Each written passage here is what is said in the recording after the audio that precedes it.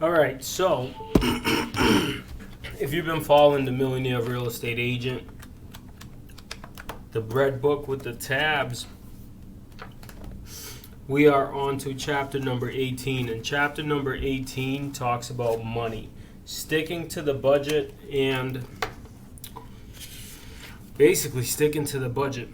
Let me just say something. When you're new in real estate, like we used to be new in real estate 10 years ago, in the beginning, what you're doing is you're basically trying so hard, right, to pay the bills. So everything you're doing is to pay the bills and catch up on the bills and have money. If you're like one of these agents that just comes in and things just flow for you, that's awesome.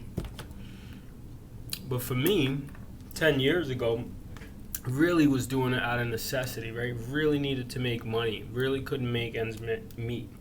Now, you get a couple sales, you pay your bills, you catch up on your bills, and then what you really have to start considering is, which really sucks, as a concept early on, especially if you didn't grow up like that, what you really got to start considering is the simple fact that if you want your business to grow, okay? If you want your business to grow, you basically have to invest in your business. Now, get my DNA logo in here. Now, if you want your business to grow, you basically have to invest in your business. What does that mean? What does it mean to invest in your business? Well, what we started doing in the beginning of our career is basically we would take the money we're making and we started putting away 5% of our gross commission or our net commission, what we would get. We would put away 5%. Then we realized that wasn't enough. Then we would put away 10%. Then we realized that wasn't enough. We would put away 15%, 20%, 30%. Until we got to the point where we're putting away about 30% to 50% back into our business, and then eventually put ourselves on salary. So then we ended up taking even less than 50% to ourselves as a salaried employee. Now, what does that do? First of all, have you ever had a business you try to put some money away? Now, off of my brother and myself, Arthur and I started the business together. We would put away 50% and 50%, and that would add up, and then we put ourselves on salary, and that would add up. You don't want to be working so hard to make your real estate business happen, and you're not putting money away to continue it growing, right? At some point, it takes money to make money, right? So let's talk about it. In business, money is always an issue, whether you have too little and even if you have more than you expected. Your quest as a real estate salesperson is to increase your revenues, control your costs, and at the end of the day, increase your net income. Now,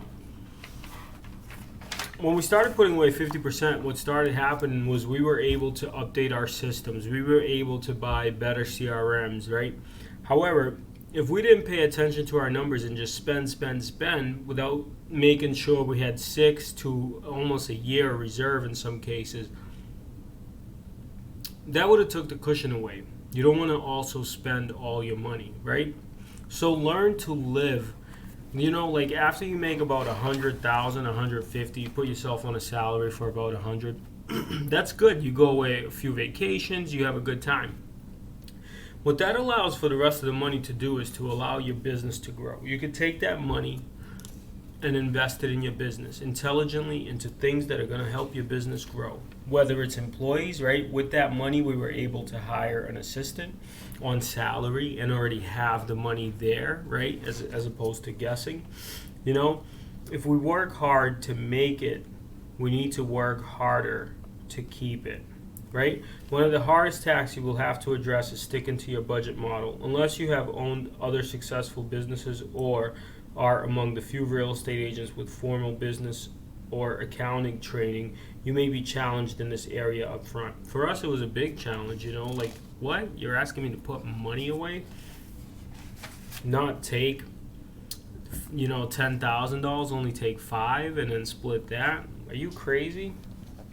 But what that allowed us to do is hire an assistant, hire a good CRM, right?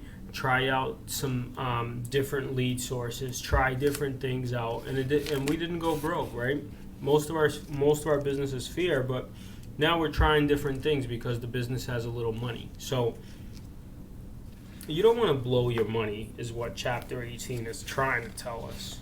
However, you have to be very, very intelligent about putting your money away also in order to grow, in order to be able to have your money make you money. That's a Chapter 18. If you have any questions, follow the links below, or you could comment here, like, subscribe, and share. I would greatly appreciate that. My name is Dave, DNA Realty Group. If you're looking to do real estate in the greater Boston area, or in New Hampshire, follow the links below.